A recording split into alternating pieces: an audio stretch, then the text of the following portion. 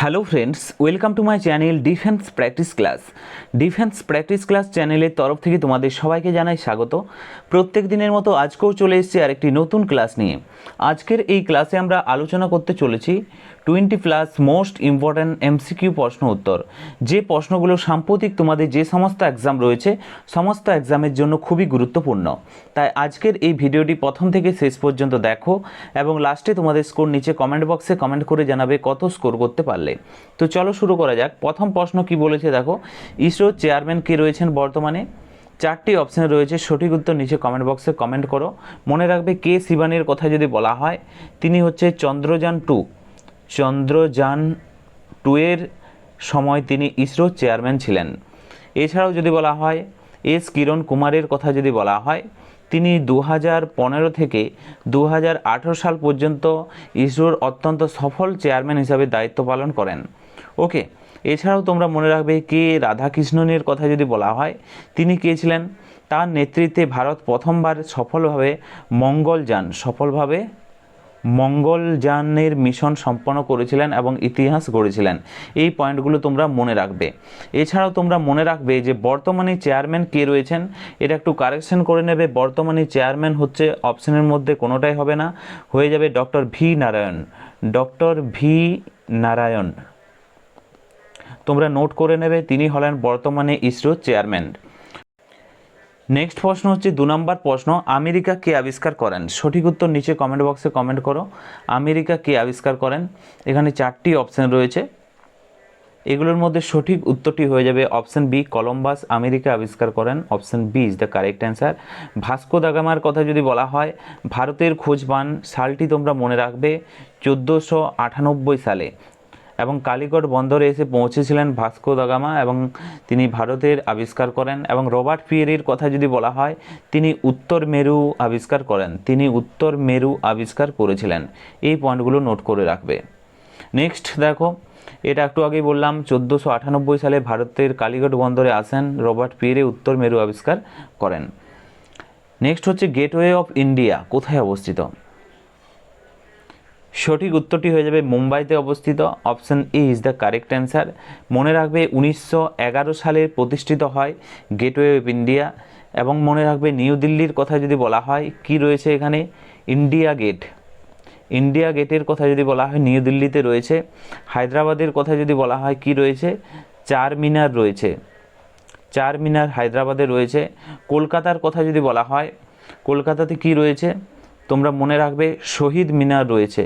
ওকে, শহীদ মিনার রয়েছে। এছাড়াও রয়েছে, তোমরা মনে রাখবে কলকাতায় প্রথম মেট্রো শুরু হয় 1984 সাল, খুবই গুরুত্বপূর্ণ এই সালটি, এটাও মনে রাখবে। এই এক্সট্রা পয়েন্টগুলো মনে রাখবে, তোমাদের এক্সামের জন্য গুরুত্বপূর্ণ। যেটা বললাম 1911 সালে মুম্বাই প্রতিষ্ঠা হয় এবং নিউ দিল্লিতে কি রয়েছে? ইন্ডিয়া গেট রয়েছে। এবং মনে রাখবে হায়দ্রাবাদের চারমিনার রয়েছে। 4 নম্বর প্রশ্ন হচ্ছে, কোন নদীটি কাজিরঙ্গা ন্যাশনাল পার্কের মধ্যে দিয়ে প্রবাহিত হয়েছে? সঠিক উত্তরটি হয়ে যাবে ব্রহ্মপুত্র নদী। Option B is the correct answer. Kaziranga national park কোথায় অবস্থিত, কোন রাজ্যে? এটা তোমরা মনে রাখবে, এটি হচ্ছে আসাম রাজ্যে অবস্থিত, আসাম। ওকে, মনে রাখবে এটি একশৃঙ্গ গন্ডারের জন্য বিখ্যাত। আসাম রাজ্যে অবস্থিত এবং এটি একশৃঙ্গ গন্ডারের জন্য বিখ্যাত।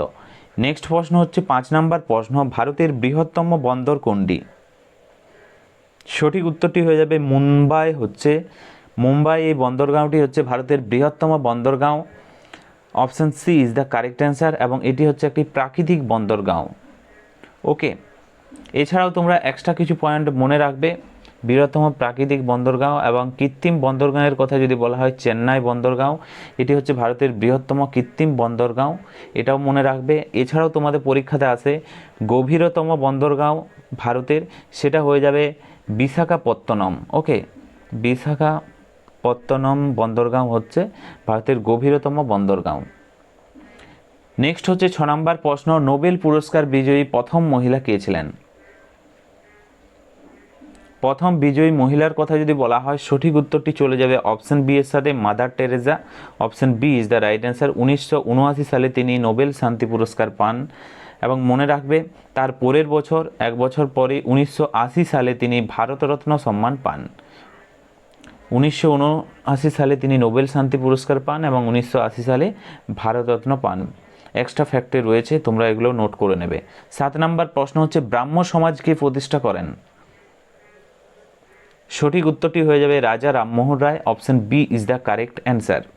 মনে রাখবে 1828 সালে তিনি ব্রাহ্ম সমাজ প্রতিষ্ঠা করেন। এছাড়াও তোমরা মনে রাখবে রাজা রামমোহন রায়কে কি বলা হয়? পুনর্জাগরণের অগ্রদূত বলা হয়। নেক্সট প্রশ্ন হচ্ছে 8 নম্বর প্রশ্ন, নিচের কোন স্থানে আকবরের সমাধিস্থল অবস্থিত?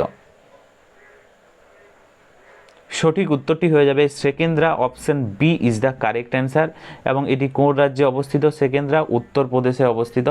এখানেই রয়েছে আকবরের সমাধিস্থল। মনে রাখবে সেকেন্দ্রা উত্তরপ্রদেশে অবস্থিত এবং বাবরের সমাধিস্থল কোথায়? কাবুলে রয়েছে।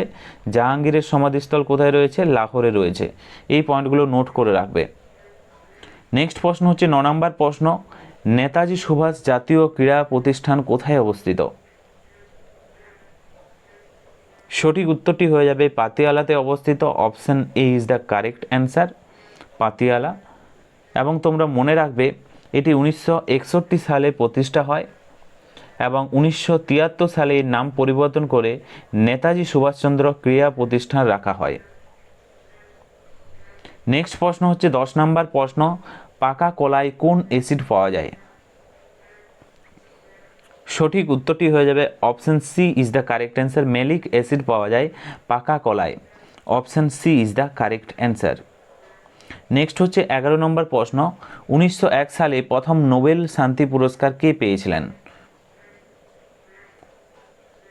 এই প্রশ্নের সঠিক উত্তরটি কি হবে?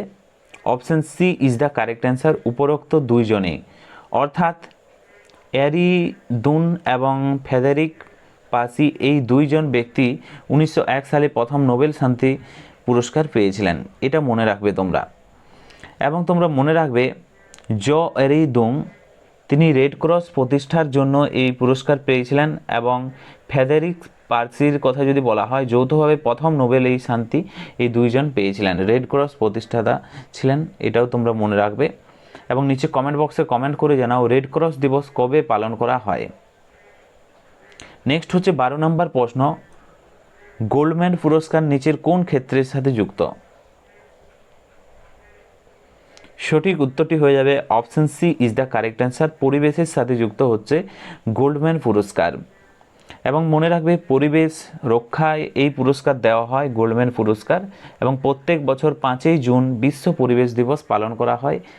এটা তোমাদের পরীক্ষার জন্য গুরুত্বপূর্ণ। 13 নম্বর প্রশ্ন হচ্ছে নেপালের গণ্ডক নদী কি নামে পরিচিত? সঠিক উত্তরটি হয়ে যাবে নারায়ণী নামে পরিচিত। Option D is the correct answer, Narayani. মনে রাখবে গণ্ডক নদী নেপালের নারায়ণী নামে পরিচিত। নেপালের রাজধানীর নাম হচ্ছে কাঠমান্ডু।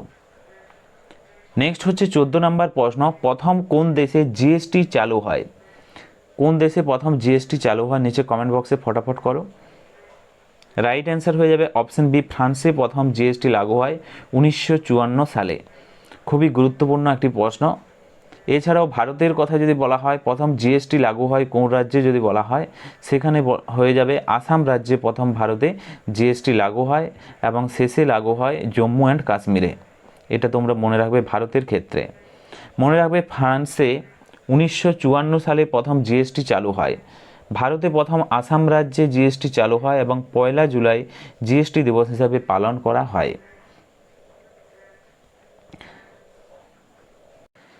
নেক্সট প্রশ্ন দেখো 15 নম্বর প্রশ্ন, দাদা সাহেব ফালকে পুরস্কার প্রাপক প্রথম মহিলা কে ছিলেন? এই প্রশ্নের সঠিক উত্তরটি হয়ে যাবে অপশন বি, দেবিকা রানী। মনে রাখবে দেবিকা রানী প্রথম এই পুরস্কার পেয়েছিলেন, এই পয়েন্টটি মনে রাখবে। প্রথম মনে রাখবে যে দাদা সাহেব ফালকে পুরস্কার প্রাপক হলেন দেবিকা রানী। এছাড়াও মনে রাখবে ফাতিমা বেগম ছিলেন ভারতের প্রথম মহিলা চলচ্চিত্র পরিচালক 1926 সালে। নেক্সট হচ্ছে 16 নম্বর প্রশ্ন, অশোক চক্র পাওয়া প্রথম মহিলা কে ছিলেন?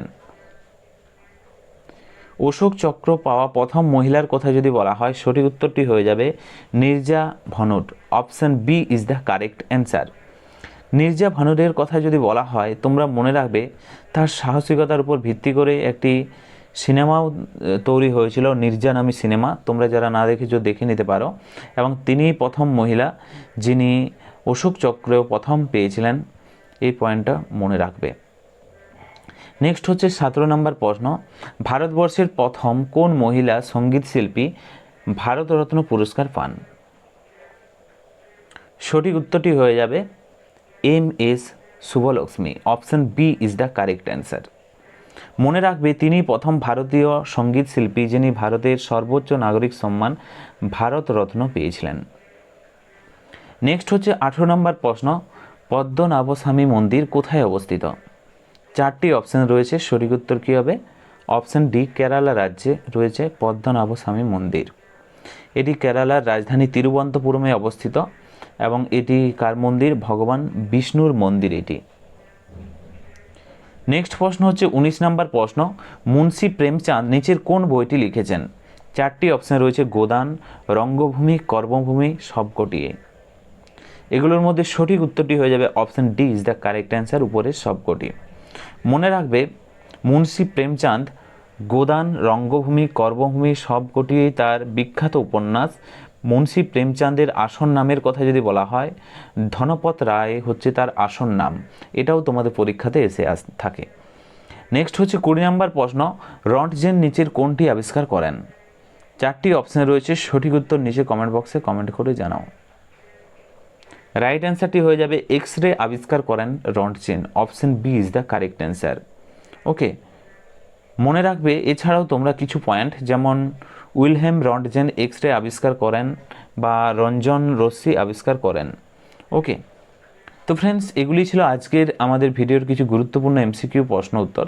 এবং আজকের এই ভিডিওর লাস্ট প্রশ্ন, যেটা তোমাদের জন্য, সঠিক উত্তর নিচে কমেন্ট বক্সে কমেন্ট করে জানাও যে কি হবে।